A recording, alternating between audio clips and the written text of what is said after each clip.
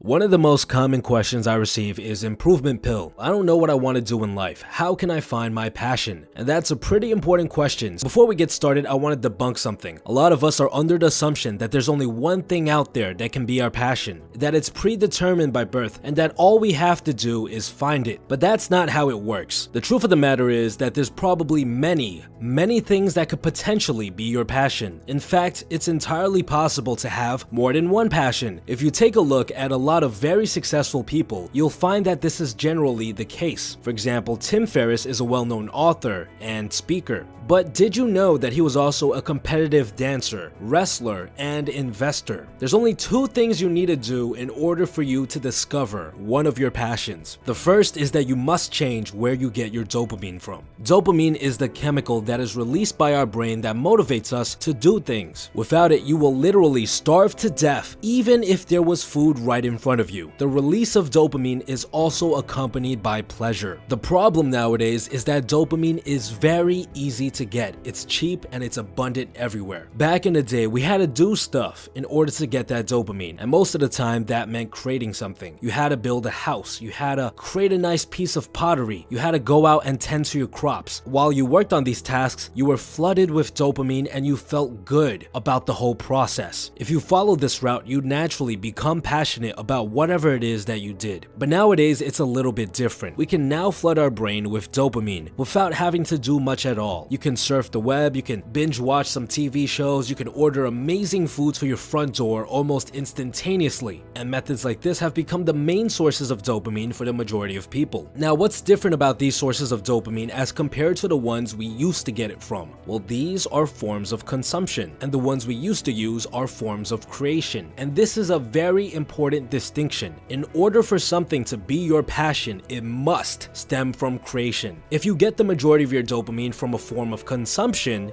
do you know what we call that? We call that an addiction. You're addicted to watching TV, you're addicted to smoking cigarettes, you're addicted to eating junk food. But on the other hand, if we get the majority of our dopamine from a form of creation, that's called a passion. You're passionate about drawing, you're passionate about dancing, you're passionate about farming. So the first and most important thing you have to do in order to find your passion is to turn back your consumption valve. Watch less TV, play less video games, eat less junk food. When you turn back your consumption valve, you force yourself to start looking for dopamine from forms of creation. This is crucial for our next step. The second thing you have to do in order to find your passion is to simply expose yourself to a variety of different forms of creation, to give yourself a chance to get dopamine from these sources instead of forms of consumption. Now, there's no fancy trick to finding these things, you just gotta approach it the old-fashioned way, by trying things out. So what I suggest you to do after successfully completing step number 1 is to search up a list of hobbies. Literally, go on Google and type in list of hobbies Wikipedia. Look through the list,